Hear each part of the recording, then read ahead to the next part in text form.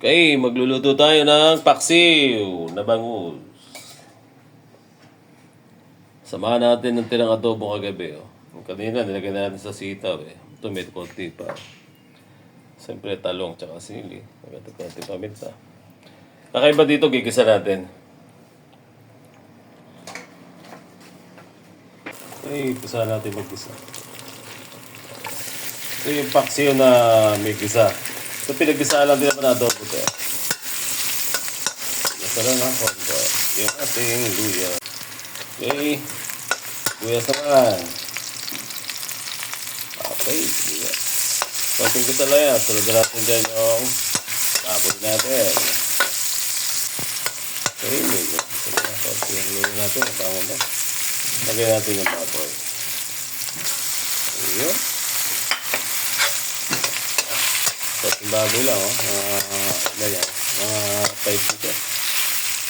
Tayo na. Malit na. May mga tirang adobo, pero kung gusto niya ganito, pwede rin kayo mag-adobo muna. Tapos saka nyo lagay yung inyong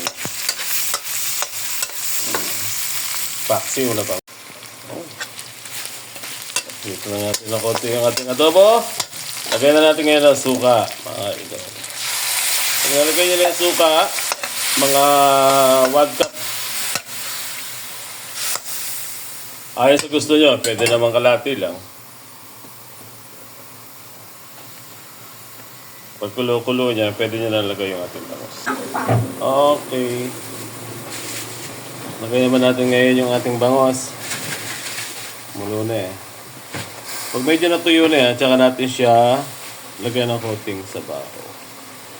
Isang bangus lang to, mga lodi, kasi 5 lang naman yung ating.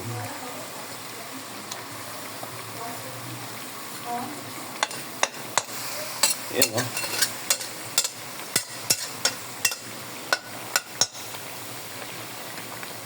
Pag medyo tuyo na, kakalagay natin tong ating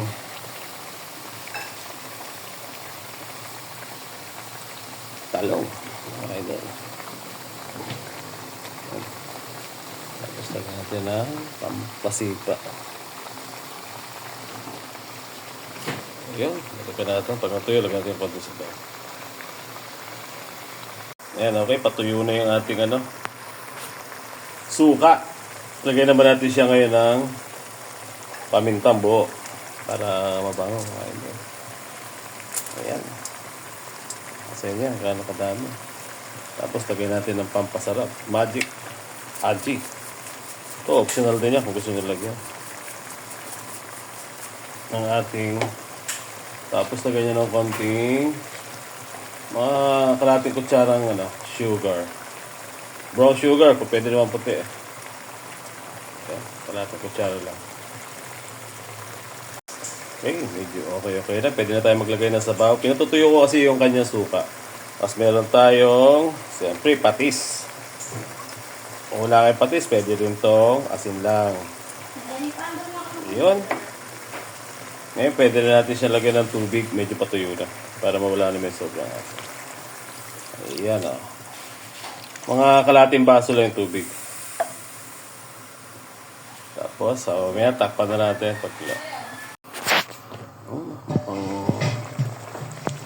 Patuyo na yung ating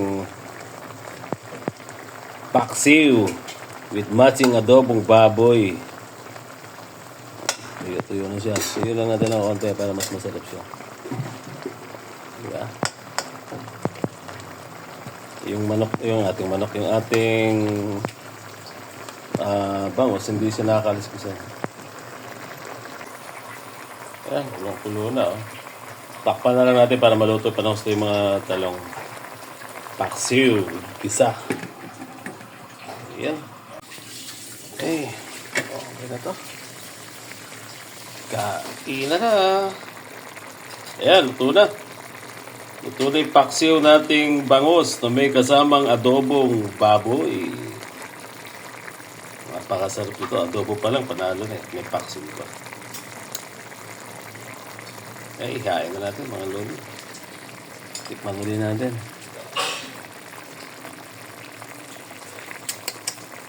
Napakalinam na sakto yung asin, alat.